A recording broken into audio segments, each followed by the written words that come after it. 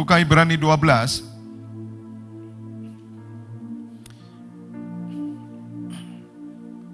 Saya akan lanjutkan Bapak Ibu Saudara bagaimana khotbah hari Kamis. Dan saudara bisa mengikuti hari Jumat dan hari ini ya, hari Jumat pagi dan jam 10 mulai hari Kamis ya, Kamis, Jumat, Sabtu ya ini. Saya lanjutkan tentang Ibrani 12 karena itulah yang Tuhan beri supaya saudara bisa mengalami kepastian, jaminan kepastian untuk mendapatkan hidup kekal itu. Saya akan baca Ibrani 12 ayat 1 lebih dahulu, karena ayat 1 sudah saya jelaskan. Karena kita mempunyai banyak saksi bagaikan awan mengelilingi kita, marilah kita menanggalkan semua beban dan dosa yang begitu mengerintangi kita, dan berlomba dengan tekun dalam perlombaan yang diwajibkan bagi kita. Saya sudah jelaskan ya kemarin. Ayat 2 sekarang, marilah kita melakukannya dengan mata yang tertuju kepada Tuhan Yesus yang memimpin kita dalam iman dan yang membawa iman kita itu kepada kesempurnaan, yang dengan mengabaikan kehinaan tekun memikul salib ganti sukacita yang disediakan bagi Dia yang sekarang duduk di sebelah kanan tata Allah. Ayat 3, ingatlah selalu akan Dia yang tekun menanggung bantahan yang sehebat itu terhadap dirinya dari pihak orang-orang berdosa, supaya jangan kamu menjadi lemah dan putus asa. Bapak Ibu Saudara, hal yang penting yang saudara harus tahu bagaimana supaya saudara bisa menyelesaikan, mendapatkan kepastian jaminan, karena kenaikan Tuhan Yesus memberikan jaminan buat saudara semuanya. Dan saudara, Tuhan mau hari Kamis kemarin saya menjelaskan bahwa saudara mengikuti jejaknya. Bagaimana jejak Tuhan Yesus dari kelahiran oleh Roh, mulai dari penderitaan, kematian, bahkan kebangkitan dan naik ke surga, bahkan sampai kedatangannya. Dan saudara semua akan mengalami hal itu. Sebab setiap jejak yang Tuhan lakukan, ya Tuhan berikan pada kita, itu adalah perjanjian Allah dengan umatnya yang dijamin dengan kepastian. Maka itu Bapak Ibu Saudara, kemarin saya sudah menjelaskan bahwa bagaimana saudara harus menanggalkan segala beban dan dosa, dan kemudian saudara harus ada di dalam perlombaan. Saudara bisa dengarkan ya khotbah saya hari Jumat pagi dan jam 10. Nah, sekarang saya mau tunjukkan, Tuhan mau supaya saudara melakukannya ketika saudara menanggalkan beban. Setiap saudara punya beban, setiap saudara punya tantangan.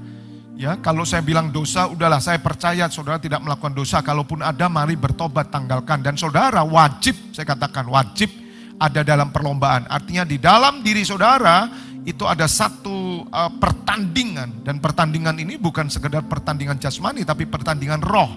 Ya, musuh saudara adalah iblis, musuh saudara adalah di sekitar saudara. Bayangkan saudara sedang berlari, ada di satu race, satu arena pertandingan. Bayangkan saudara ada di sana.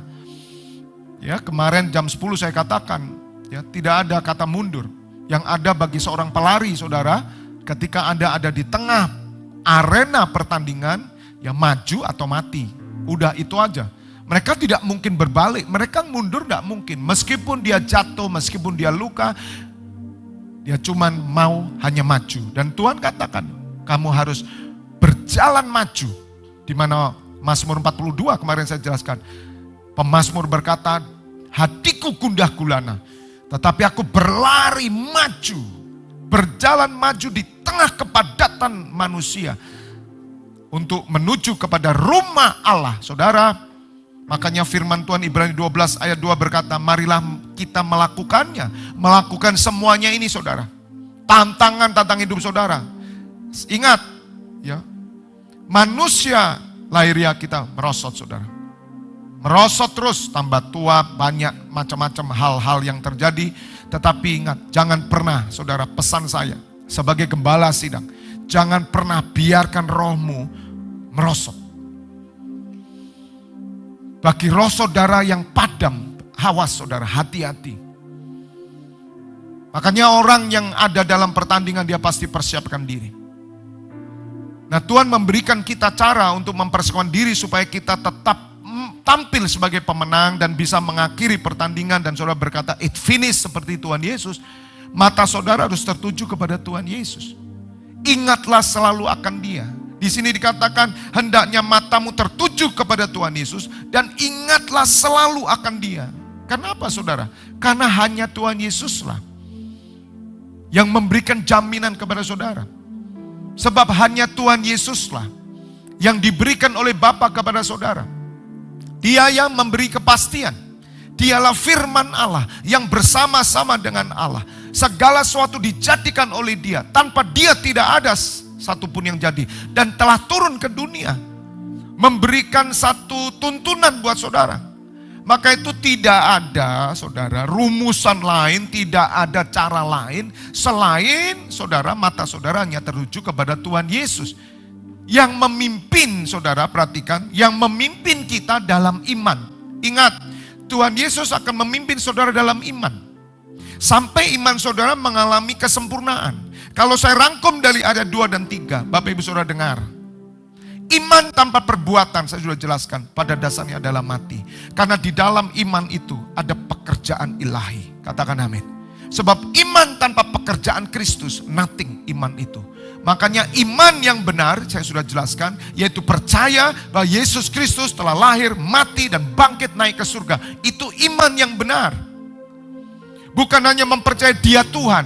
Apalah artinya kalau Dia Tuhan tapi tidak mati dan bangkit.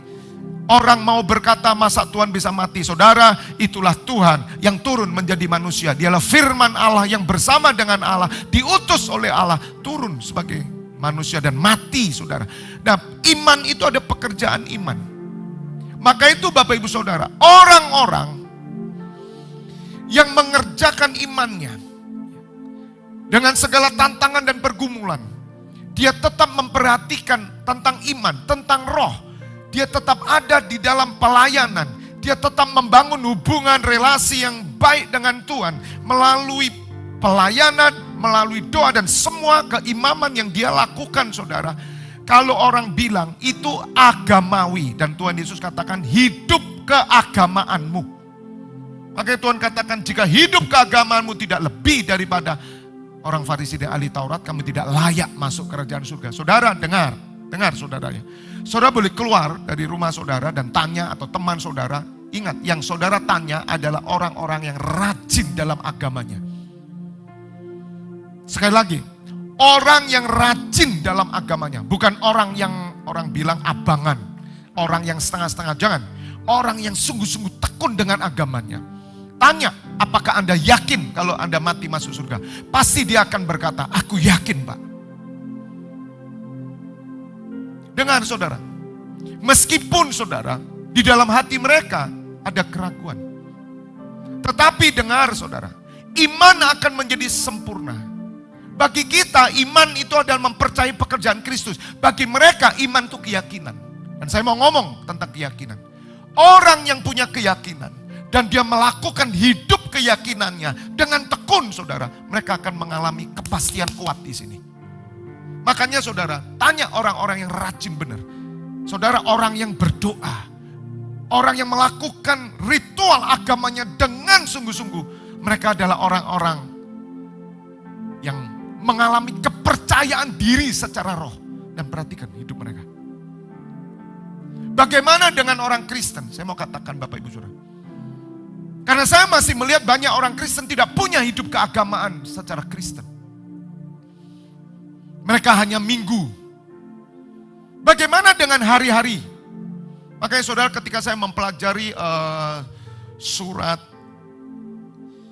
Perjanjian Lama, di Perjanjian Lama itu ada 3 hal saudara yang sangat mengikat. 3 hal ini nggak pernah lepas. Baik di surat Bilangan ataupun Imamat. 3 hal ini. 1 saudara, selalu ada yang namanya ritual. Selalu ada namanya ritual. Nah, di tengah ritual itu ada korban. Ini saya bahasakan dengan bahasa sehari-hari ya, supaya saudara ngerti. Jadi 3 hal, ritual. Di dalam ritual ada korban. Yang kedua, itu keimaman. Selalu kalau ritual pasti ada keimaman. Dan yang ketiga, hukum Allah, peraturan. 3 hal ini yang mengunci Perjanjian Lama. Dan ini tidak pernah hilang. Ini yang Tuhan bilang, hukum Taurat ini gak pernah hilang. 1 iota pun aku tidak pernah menghilangkan. Makanya surat Ibrani 12 Saya jamin kalau saudara lakukan dari ayat 1 sampai dengan nanti saudara belajar ayat 29, saya percaya saudara, jaminan kepastian terjadi dalam hidup saudara. Dan itu pun dijamin oleh dua pribadi, yaitu Yesus Kristus menjamin saudara, dan kedua Roh Kudus memeteraikan saudara. Bagaimana saudara merasa confidence, saya bilang, percaya diri, self confidence saudara keluar. Kalau saudara tidak pernah melakukan kegiatan yang namanya ritual. Ritual agama tetap ada. Tanda kutip, kalau orang bilang ritual kayak hukum Taurat. Saudara, orang-orang yang berkata seperti ini yang meninggalkan ritual dalam kekristenan, mereka adalah orang-orang yang mati dalam keraguannya. Karena Tuhan Yesus berkata, ketika engkau mengarahkan matamu kepada Yesus Kristus Tuhan dan selalu ingat Dia, maka Dia akan memimpin imanmu pada kesempurnaan yang tekun menanggung hinaan, menanggung bantahan, menanggung godaan. Karena apa? Karena pekerjaan roh. Tuhan Yesus memiliki ritual dari kerajaan surga. Saudara, ada ritual-ritual yang dibangun di dalam bait suci yang dibangun oleh Musa. Tetapi saudara, hari ini Yesus Kristus sebagai kepala rumah Allah. Dan itu saudara, engkau punya ritualnya Yesus Kristus. Apa yang kita lakukan? Setiap pagi kita berdoa dan melakukan semuanya. Bahkan saudara, dalam hidupmu engkau pasti memiliki ritual. 3 hal tidak pernah hilang dalam hidup saudara. Ritual keagamaan saudara selalu ada. Kedua, keimaman selalu ada. Ketiga, hukum-hukum Allah selalu ada dalam hidupmu. 3 hal ini yang membuat imanmu sempurna. Makanya orang Kristen yang cuman percaya Yesus selamat, tidak pernah ada 3 hal dalam hidupnya ragu. Keselamatan yang dia tahu hanya pengetahuan. Itu yang diajarkan, keselamatan karena akali. Itu nggak ada faedahnya saudara. Keselamatan yang akali itu hanya ilustrasi. Itu hanya imajinasi. Makanya banyak sekali terutama orang-orang muda. Punyakah dia ritual kekristenan? Saya bersyukur kalau ada gereja-gereja masih membangun ritual yang ada. Karena 3 hal ini tidak pernah hilang saudara. Sekali lagi, ritual keagamaan selalu ada dalam hidup seseorang. Entah saudara itu bekerja, entah saudara itu orang pensiunan, entah saudara ini sekarang sudah punya pabrik banyak dan saudara tidak melakukan apa-apa. Semua orang Kristen selalu ada ritual. Dan saudara tahu ritual. Ritual adalah sesuatu yang dilakukan terus menerus sebagai wujud mengerjakan keyakinannya. Orang dunia saudara, sekali lagi, saudara boleh survei. Tanya orang-orang yang sungguh-sungguh. Dia memiliki kepastian. Mereka berdoa saudara, mengikuti ritual agama, ketetapan hukum Allah. Dan mereka berdiri sebagai imam. Mereka pede saudara. Orang-orang ini loh saudara, nanti yang akan mendengar suara Tuhan Yesus. Makanya kenapa banyak orang kekristenannya tidak, apa orang bilangnya, tidak fix, nggak mantep. Karena dia nggak punya ritual keagamaan. Dia tidak punya kehidupan keagamawi kekristenannya. Saudara, bagi orang dunia ya, ritual keagamaan itu sakral. Kalau sampai dia lewat, tidak lakukan, dia menanggung akibatnya. Makanya saudara lihat orang-orang di luar sana yang punya agama yang sungguh-sungguh. Mereka tidak pernah melupakan hari-hari rayanya. Mereka mau menutup usahanya hanya untuk ritualnya. Karena itulah ketetapan Tuhan. Dan itu tidak pernah hilang Bapak Ibu Saudara. Itu yang membuat saudara sempurna. Di dalam pertandingan ini saudara, kalau seorang atlet, dia punya ritual olahraga. Gak ada seorang atlet gak punya ritual. Ritual itu sesuatu yang dikerjakan terus menerus untuk sebuah yang diyakini dia. Bagaimana dia lari pagi, jam 5 dia lari, mungkin 10 kilo, karena dia seorang atlet. Gak ada orang atlet itu gak pernah punya ritual. Dan dia punya keimaman. Keimaman itu kemandirian untuk memimpin dirinya. Dia harus paksa dirinya untuk bangun. Dia harus paksa dirinya untuk push up. Dia harus paksa dirinya untuk makan makanan yang sehat. Semua itu keimaman. Dan dia harus mengikuti peraturan pertandingan. Dia tahu waktu saudara. Dia tahu disiplin. Dia tahu hal-hal yang boleh dan tidak boleh. Itulah kehidupan yang Tuhan mau. Saudara dengar. Imanmu harus sampai kepada kesempurnaan. Kesempurnaan iman tidak bisa hanya diperoleh oleh karena percaya saja tanpa perbuatan. Saya kasih tahu. Nothing saudara. Hanya orang-orang yang tahu dirinya memiliki kepastian adalah orang-orang yang memiliki 3 hal ini. Ritual keagamaan mereka punya. Yang kedua adalah mereka punya keimaman. Ketiga hukum Allah. Dan sekali lagi saudara dan saya beruntung. 3 hal saudara lakukan, Anda punya jaminan. Yesus Kristus sudah melakukannya.